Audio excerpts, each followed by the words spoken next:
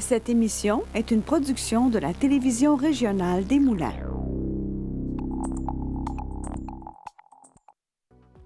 Avec la collaboration de la Chambre des commerces et d'industrie Les Moulins, le CFP des Moulins et le CFP des Riverains, fiers partenaires de Fibre E.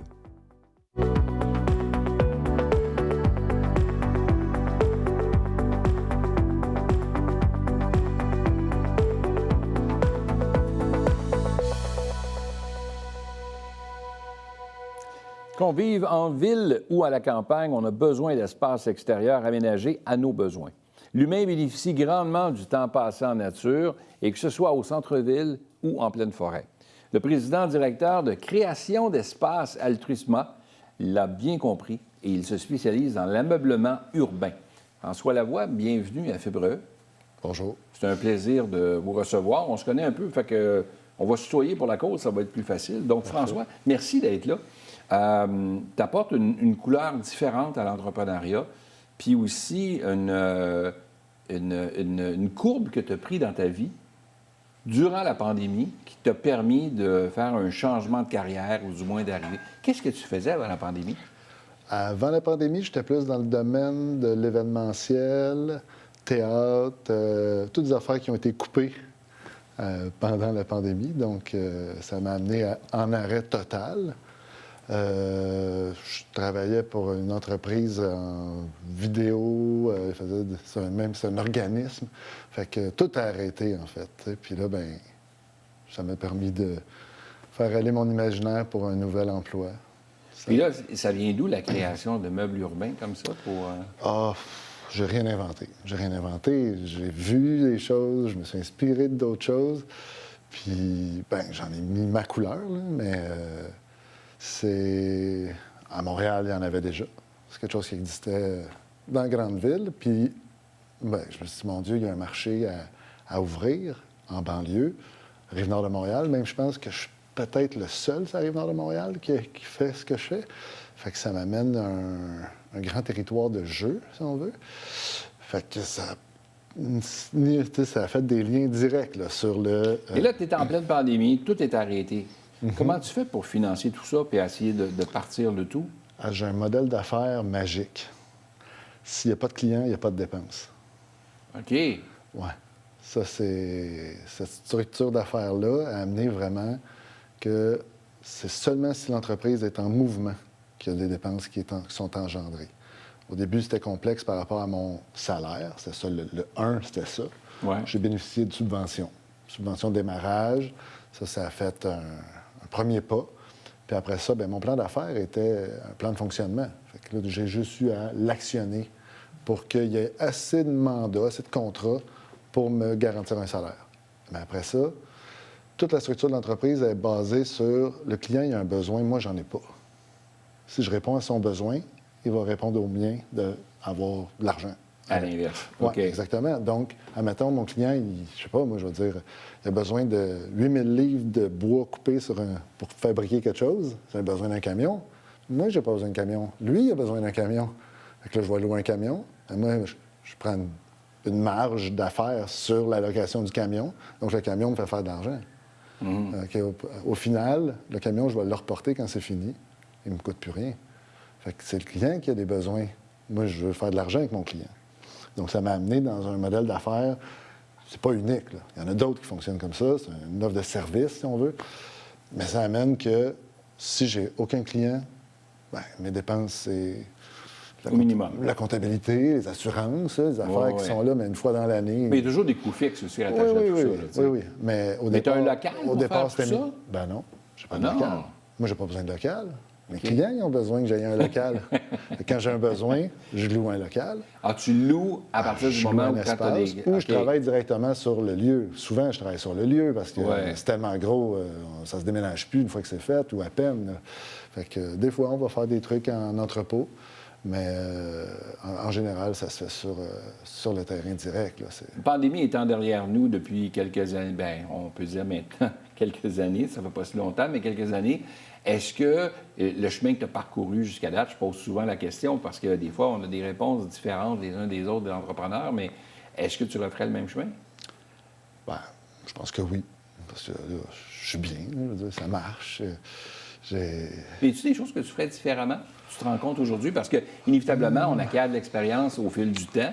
Moi, il y a peut-être des chemins qu'on ferait. Moi, je ne ferais pas nécessairement quelque chose de différent, mais des gens avec qui je travaille auraient peut-être fait des choses différentes. Parce qu'ils auraient parti en même temps. Ils seraient venus avec moi quand ça a commencé. OK. Là, c'est compliqué. Là, maintenant que l'entreprise est à moi, puis elle est construite, puis elle a une valeur, là, ça fait « Ah ouais! Ah, Là, ils ont de l'intérêt. il y a un intérêt à participer. Ouais. Mais comment qu'on fait maintenant que j'ai bâti... Mais toi, quel tout, intérêt aurais-tu de faire ça si maintenant que ça roule, tu sais? Alléger ça. les charges. Là, tu sais, entreprise, on parle de poids. Là, tu sais, ça a beau être... je fais un peu ce que je veux, là, mais non, je fais ce qu'il faut pour que ça marche. Fait qu'au final, c'est un travail sans cesse. Tu sais, quand je travaille pas, je travaille. Là, le cerveau, il n'arrête jamais. Là. Fait que les gens qui t'écoutent, là, de dire « Ouais, mais toi, ça va bien, François, t'es à ton compte, tu sais. » Mais... Ça va bien, je suis à mon compte, mais je veux dire, c'est une charge infinie. C'est pas je rentre chez nous puis c'est fini. Je rentre chez nous puis ça continue plus des fois parce que je suis en train de regarder la TV, je regarde rien, là, je suis dans ma tête. Ben oui, c'est ça, ouais. Ça n'arrête jamais, là, je veux dire, surtout que je suis dans un domaine créatif. Puis c'est toute la créativité qui fait que je me démarque, si on veut. Fait que c'est pire, parce que là, il faut que j'innove, il faut que je change ma façon de voir les choses, il faut que je m'améliore.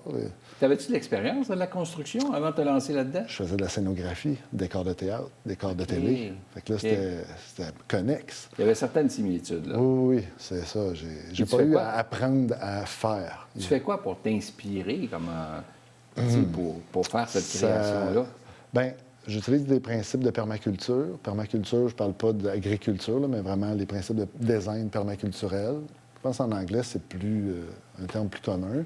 Mais j'observe, j'analyse les effets contours qu'on appelle, à savoir si tout répond aux bonnes choses. Et puis ensuite de ça, j'essaie, parce que ça ne marche pas tout le temps, mais j'essaie de faire ce que ça va devenir facile, peu coûteux, ergonomiquement plaisant, autant au toucher, à l'œil. Ça va répondre à plusieurs choses en même temps. Donc, nécessairement, ça innove de soi. Je veux dire, la nature n'a pas besoin d'innover. Elle se transforme aux besoins qui arrivent. Il y a trop d'eau, la rivière va bifurquer. C'est peut-être flou, là, comme... Non, c'est clair. On peut le visualiser. Ouais. Ma question, tu parlais tantôt que c'est les clients qui ont des besoins pour lesquels toi, tu leur rends service, puis en bout de ligne, ça t'emmène une rétribution, en fait, de l'argent, dans le fond, pour pouvoir continuer, puis opérer, puis assurer ta pérennité à long terme. Ouais. Altruisme. Quand on définit le mot altruisme, c'est on donne de soi. Et là, toi, de ton côté, tu reçois en échange. Donc là, tu as appelé ça altruisme. Ouais. Pourquoi altruisme? Le mot altruisme était dans ma pensée avant de nommer l'entreprise Altruisme. En travaillant avec quelqu'un de autant ou plus sage que moi, il a fini par définir ma clientèle cible. Ma clientèle cible n'était pas les jeunes, les vieux, les entreprises. Non, étaient les gens aux valeurs similaires. Et ça m'a vraiment enligné. Et la valeur principale était prendre soin. Prendre soin des gens, prendre soin de ma famille, prendre soin des employés, prendre soin de la nature, de ce qui nous entoure. Fait que moi, c'était ça ma valeur principale. Puis là, il m'a dit, quand tu vas connecter avec un client, que la valeur va être dans les mêmes zones, il ne te lâchera jamais. Tu vas tout le temps travailler. Donc, c'est là que altruisme est un bon mot. Donc, altruisme, ma mère est italienne, elle a mis le A à la fin. Il y a une connotation. Dis-moi, là, tu es seul dans l'entreprise ou tu as des employés qui gravitent autour de toi, là? Je suis seul. J'ai des pigistes. Des pigistes? Oui. Donc, des sous-contractants, dans le fond, qui viennent te donner... c'est mieux ça, là. Je flirte avec le monde de l'événementiel beaucoup. Vous savez, je crée un lieu, c'est là 1 mois, 2 mois, 6 mois, des fois plus, mais ça reste un peu de l'aménagement événementiel. C'est catégorisé dans ce genre-là. Puis dans le monde de l'événementiel, c'est les pigistes, parce qu'il n'y a pas un contrat après l'autre, après l'autre, après l'autre. Fait qu'il y a tellement de temps creux entre les contrats qu'en ce moment, j'ai des pigistes. Ouais, es-tu disponible? À un moment donné, là, j'ai une banque, là, j'ai comme une douzaine de personnes là, que j'appelle plus souvent. Mais sinon, il y a aussi des syndicats. Il y a des syndicats dans le monde de l'événementiel, dans le monde de la technique. Puis je veux même qu'il y ait une banque Tu les connais, ces gens-là, puis tu es en mesure de travailler avec eux. Oui, mais tu sais, je veux dire, ce que je demande en spécificité est tellement légère, dans le sens que les capacités, oui, manœuvrer une drill des fois, parce que c'est un morceau de bois, là, mais ça n'a pas besoin d'être des charpentiers menuisiers, ça n'a pas besoin d'être des ébénistes, ça n'a pas besoin... Des fois, c'est du tissu, d'autres fois, c'est des cordages, d'autres fois, c'est du bois, d'autres fois, je fais fer aussi à l'extérieur, parce que je suis obligé, c'est en métal. Fait que je finis par juste emboîter le puzzle pour que le client fasse parfait. Tu es un peu un entrepreneur général événementiel, là, qui fait que tu... Ouais. Hein? C'est à peu près ça, à peu parce près que ça. tu coordonnes tout ça. Tout ce que Ouais. tu peux faire toi-même, tu le fais.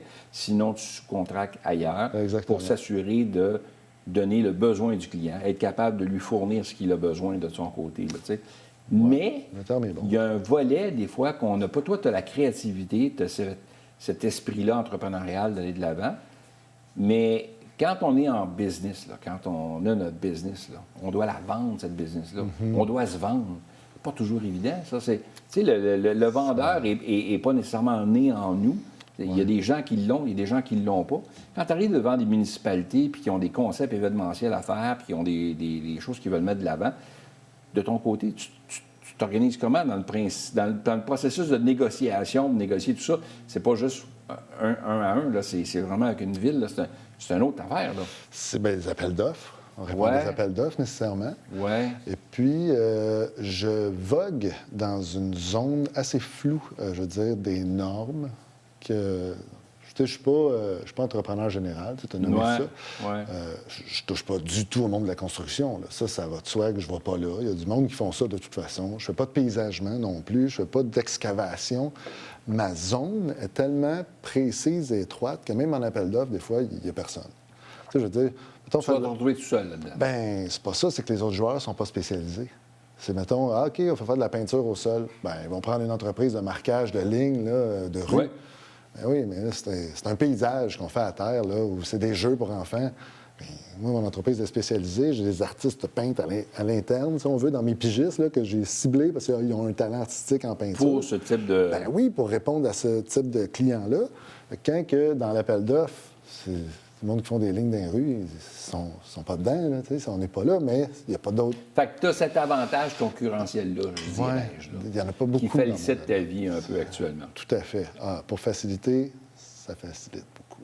Ouais. Qu'est-ce qu'on peut souhaiter altruistement pour la suite? Je veux dire que le crescendo continue. Ça veut pas, depuis le début, ça monte, ça monte, ça monte. Des fois, je me souhaite un acolyte, quelqu'un qui va prendre une charge. Parce que c'est ça qui est le T'en plus enlever un complexe. peu sur les épaules. C'est ça qui devient, avec le temps, de plus en plus, je ne vais pas dire complexe à gérer, mais oui, parce que... Une certaine lourdeur. Quand même, veux pas, parce que j'ai beau être habile dans bien des domaines. Il y a des domaines qui sont pas ma force. Puis en affaires, bien, j'ai appris que s'entourer des bonnes personnes, c'est la clé. Fait que ça serait de quelqu'un qui fait « Hey, moi, je veux en être. Je veux en être pour de vrai. » Je te souhaite une longue vie avec Altruistement parce que c'est juste de t'écouter parler, la passion t'habite. Merci François d'avoir été là. Merci à toi. Merci à toi.